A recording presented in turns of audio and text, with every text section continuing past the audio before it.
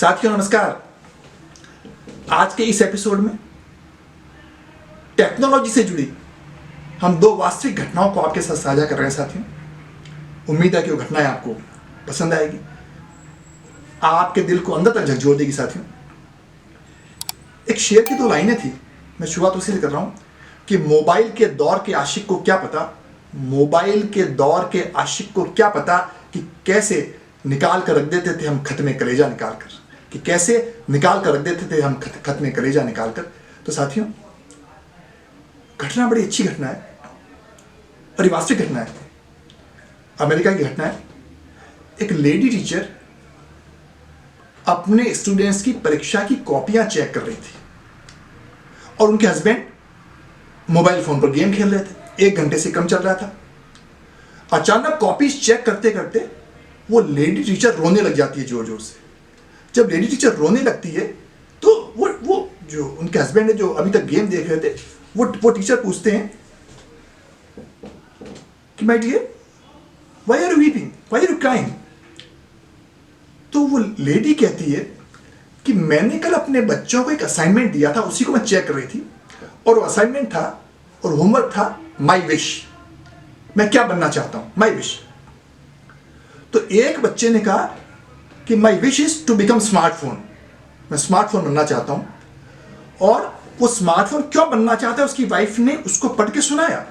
उसने कहा कि मेरे पेरेंट्स स्मार्टफोन को बहुत ज्यादा प्यार करते हैं, मेरे से ज्यादा प्यार करते हैं, मैं इसलिए स्मार्टफोन बनना चाहता हूं। और वो फोन की इतनी केयर करते हैं कि वो मेरी केयर को भूल जाते हैं, वो फोन की इतनी केयर करते हैं कि मेरी केयर को भूल जाते हैं।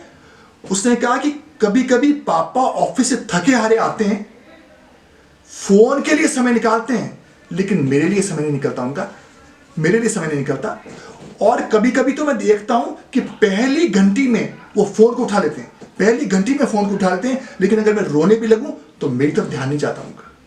उन्होंने कहा कि मेरे पापा फोन पर गेम खेलते हैं, लेकिन मेरे साथ गेम खेलने का उनको टाइम नहीं है, मेरे साथ समय बिताने का उनको टाइम नहीं है। और अगर फोन पर अपने दोस्तों के साथ वो बात कर रहे हो तब तो मेरी वो जरा सी भी बात नहीं सुनना चाहते, जरा सी भी बात नहीं सुनना चाहते। इसलिए my ultimate wish is to become smartphone. तो साथियों, उस लेडी के हस्बैंड ने पूछा कि ऐसा कौन सा स्टूडेंट है, उसके पेरेंट्स क्या करते हैं। तो लेडी ने कहा ये अपना ही बच्चा है और उसकी ये कॉपी है। तो कहते हैं साथियों कि जब उसने अपनी वाइफ को रोते देखा तो उसके हस्बैंड के भी आंखों में आंसू आ गए। पहली बार हस्बैंड ने कहा कि अब से अपने इस बच्चे ने हमारी और अपनी हैसियत और औकात का दर्शन करा दिया है।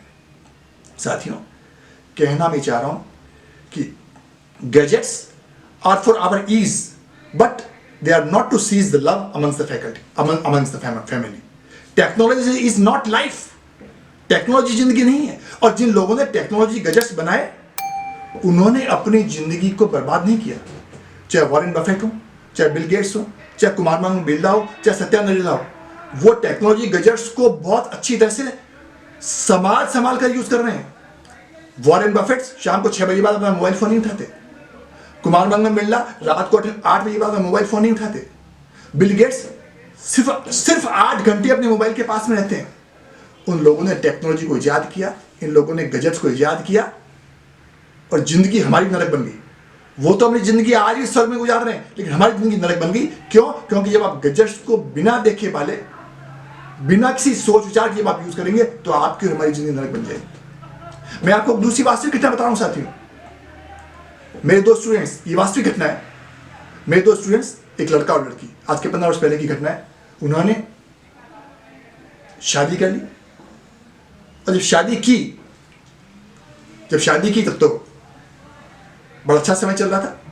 एक दिन उस लड़की ने क्या देखा कि उसका हस्बैंड रजाई में मोबाइल फोन में कुछ देख रहा है। तो उस लड़की की आंख खुली तो उसने देखा कि वो रजाई में से लाइट जल रही थी मोबाइल फोन की। तो उसको डाउट हो गया कि मेरा हस्बैंड किसी और लेडी से बात करता रहता है। जब दूसरे दिन वो लड़का सुबह उठकर के वॉशरूम में गया तो उसे उस हस्बैंड का मोबाइल खंगाला, लेकिन कोई पासवर्ड प्रोटेक्टेड था, मोबाइल को खोल नहीं सकी। साथियों, उस लड़की ने 4 महीने का एडवांस कोर्स किया। कौन सा कोर्स किया? How to crack the password. 4 महीने का एडवांस कोर्स किया, उसके बाद में चुपचाप उसने अपने हस्बैंड का मोबाइल फोन का पासवर्ड को क्रैक किया, और जब क्रैक किया तो उसको पता लगा कि चुपचाप वो हस्बैंड अपने गर्लफ्रेंड से बात किया करता था, और जब वो इंफॉर्मेशन लीक हुई तो उन दोनों के बीच में डाइवोर्स हो गया, तलाक हो गया। ये तलाक क्यों हो गया? वो इसलिए हो गया कि जब हम मोबाइलों को, जब हम इलेक्ट्रॉनिक गैजेट्स को जिंदगी के साथ जोड़ने लग जाते हैं, जब हम उसको अपनी जिंदगी समझने लग जाते हैं, फैमिली वैल्यूज, फैमिली कल्चर जब हमारे कुछ नहीं होते, तब स्थिति हमेशा सामने आ जाती है साथियों। इसीलिए कहते हैं कि कभी भी आप इलेक्ट्रॉनिक गैजेट्स को यूज करें तो वो लाइफ का सब्स्टिट्यूट उसको मत बनाइए। मैं एक दूसरी घटना सुना रहा हूं साथियों।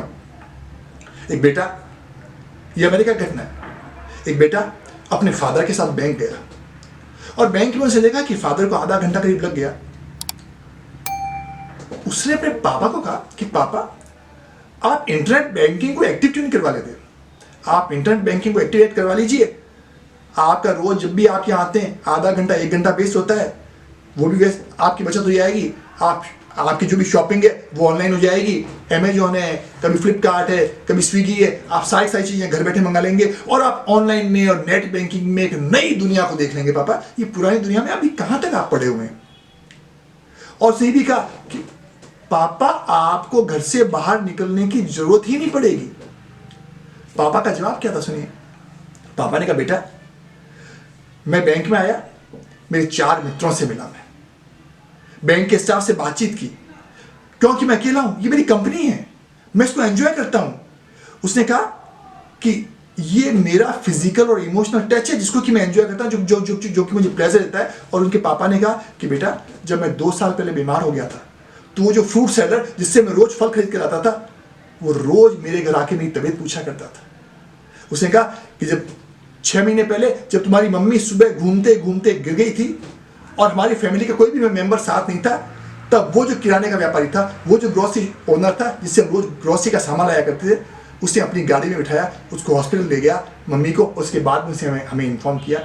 उसने कहा कि ये क्या होता है कि ये ह्यूमन टच है, और ये ह्यूमन टच क्या मुझे ऑनलाइन बिजनेस दे सकता है?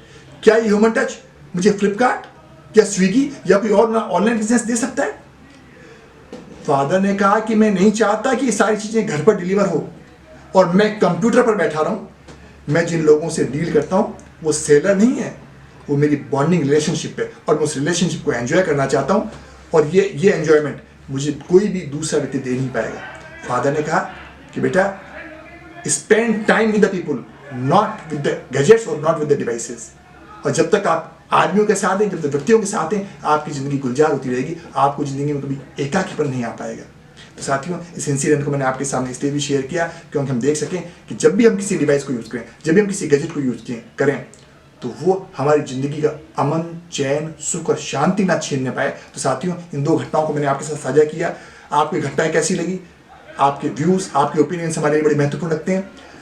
आने वाले समय में फिर मैं किसी नए वीडियो के साथ आपके समक्ष उपस्थित होऊंगा। तब तक के लिए धन्यवाद, नमस्कार।